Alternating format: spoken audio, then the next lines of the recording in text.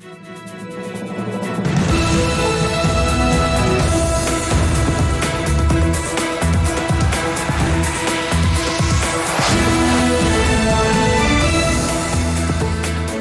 good evening. This is TV7 Israel News, broadcast to you from Jerusalem. And in today's top stories, tensions are seemingly running high throughout the West Bank districts of Judea, Samaria, and the Jordan Valley. At least 5 Syrian soldiers were killed after unidentified aircraft struck Damascus International Airport and other locations south of the Syrian capital over the weekend. IDF Chief of General Staff Lieutenant General Aviv Kochavi responds to Iranian President Ibrahim Raisi, who cast doubt over whether the Holocaust occurred and stressed the need to research the matter.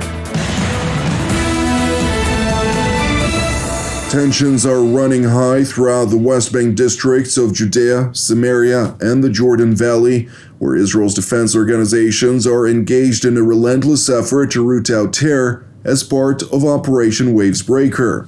IDF, ISA or Shin Bet, and Border Police Special Operations Forces conducted counter-terrorism activity over the weekend, during which 39 terror suspects were successfully apprehended.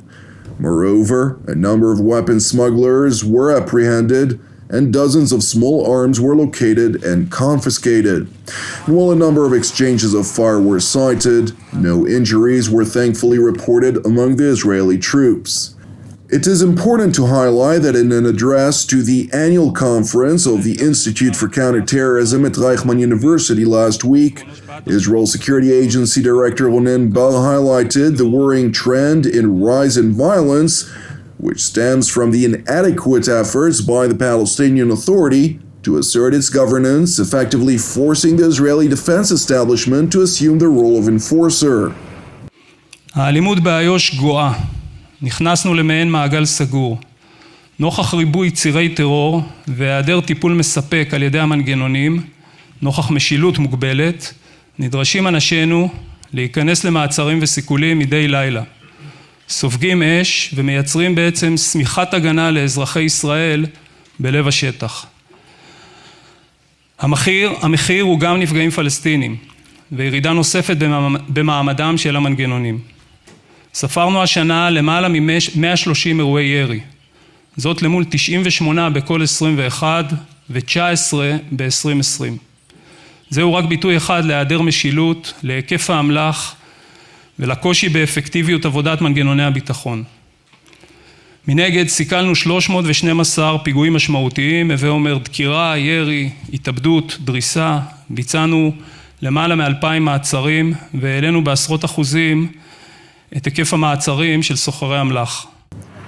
The Israel Security Agency Director continued by underscoring the importance of bolstering the Palestinian Authority's governance despite its reluctance of assuming the necessary role. ראשית הצירים להרגעת השטח בהעצמת פעילות מנגנוני הביטחון הפלסטינים. גם הציבור הפלסטיני רוצה בכך, אבל הטנגו הזה דרושים שניים. Turning to Israel's northern border with Syria, where 4 suspects were reportedly spotted hurling objects along the security fence from the Syrian side into Israeli territory this morning. According to the IDF spokesperson's unit, IDF troops were consequently dispatched to the scene, crossed the border, and operated to stop the Syrian suspects by firing toward the legs of one of them. As a result, one of the suspects sustained injuries and was evacuated by an IDF helicopter to a nearby hospital for further treatment. No additional information was provided. In other yet related news, a number of missile salvos appeared over the skies of Damascus on Friday night, when unidentified aircraft reportedly roamed the skies of Syria, evidently undetected. According to the Syrian regime-run Sana news agency, the aerial strike occurred at approximately 12:45 a.m., during which Syria's aerial defense array was triggered in a futile attempt to thwart the attack. While the first wave of missiles reportedly struck the Damascus International Airport, a second wave of projectiles targeted Syria's anti-air batteries, which resulted in the death of at least 5 Syrian troops. And while the Syrian regime blamed Israel for the deadly strike, the IDF spokesperson's unit did not confirm or deny its alleged responsibility. Meanwhile, an intelligence source revealed to TV7 that there is an uptick in Iranian efforts to transport arms to Syria in breach of Jerusalem's red lines. And while the intelligence source did not divulge whether this was the case in the alleged Israeli attack on Friday night, Israel's Parliamentary Foreign Affairs and Defense Committee Chairman Ram Ben Barak recently leveled a warning to the Assad regime, saying, if planes whose purpose is to encourage terrorism land, Syria's transport capacity will be harmed. Turning to Poland, where an IDF delegation headed by Chief of General Staff Lieutenant General Aviv Kochavi toured concentration camp Auschwitz-Birkenau, at the culmination of which the top Israeli officer proclaimed that one does not need to be a historian or researcher to understand the horrors of the Holocaust. רק הצע לבני הנטועים כאן, עדים לאימה שהתחוללה ולתהום המוסרית שנפערה. כאן בעין הסערה של השפל האנושי, שהיה למקום הנמוך בעולם, העצים ראו ולא יכלו לעשות דבר. המהירים שבשורשים פילסו באדישות את שכבות האפר, את השורשים האחרים עקבו המתים. הם החובקת את ביתה, ואב המגונן על הוריו המבוגרים. אך לא רק העצים נשארו לזכור איך רשע צרוף הפך למנגנון ושיטה חובקת יבשת. מנגנון שרצח וכיסה כל זכר כדי למחות ולגדוע את שורשי עם ישראל. מנגנון שעוד רגע והצליח לדחוס את עברו המפואר והעשיר של העם היהודי אל תוך תנורי השרפה ולהותיר ממנו עשן.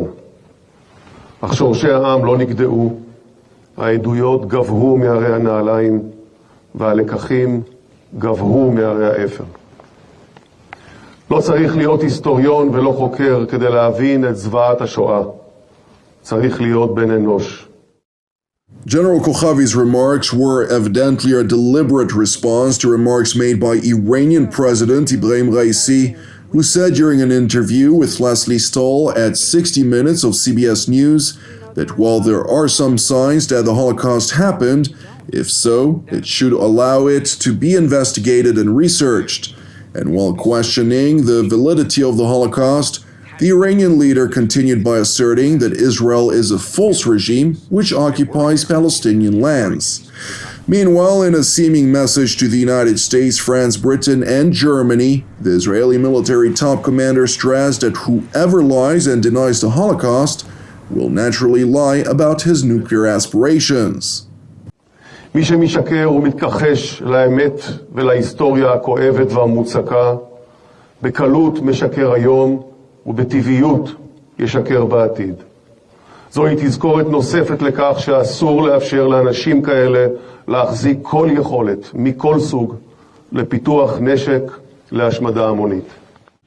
It is worth highlighting that the Iranian president naturally sought to portray the Islamic Republic as a victim of Western bullying, dubbing American sanctions against the Ayatollah regime as tyrannical. Moreover, when asked about proven allegations regarding past activities to acquire nuclear weapons by Iran, Raisi insisted that these claims were baseless lies. According to Raisi, Iran's use of nuclear power is meant for peaceful reasons such as medicine, agriculture, oil and gas, despite IAEA reports revealing that merely 1.8% of Iran's electricity is generated by nuclear power. Asked further whether the Ayatollah regime is serious about reaching a diplomatic solution to its nuclear file, President Raisi said the following. If it's a good deal and fair deal, we would be serious about reaching an agreement. It needs to be lasting. There needs to be guarantees. If there were a guarantee, then the Americans could not withdraw from the deal. Turning to Jerusalem, where Israeli Prime Minister Yair Lapid announced in opening remarks to his weekly cabinet meeting that a new bilateral agreement with Germany includes roughly 200 million shekels in financial support for Holocaust survivors. השרה לשוויון חברתי מירב כהן תדווח לממשלה על הסכם היסטורי שעליו היא חתמה השבוע בברלין בין ממשלת ישראל לממשלת גרמניה. במסגרת ההסכם הזה תהיה תוספת תקציבית של 200 מיליון שקל בשנה שישולמו לשורדי שואה שחיים בישראל. אלפי שורדי שואה שמוגדרים סיעודיים יקבלו כל חודש תוספת של 1,200 שקלים. וההסכם הזה מצטרף למהלכים נוספים שהובלנו השנה, במסגרתם גייסנו ממדינות העולם, גם מתקציב המדינה, למעלה מ-2.6 מיליארד שקלים למען השורדים והשורדות. Thank you for watching TV7 Israel News. TV7 Israel is a donation-based ministry. Therefore, if you're blessed by our productions, please consider making a financial contribution that in turn will enable us to sustain our ongoing operations. Additionally, I would like to encourage you to pray for our persecuted brothers and sisters worldwide, for the peace of Jerusalem and salvation of Israel. I'm Jonathan Hassan wishing you a Shavua Mevorach, and we will see you again tomorrow at the same time.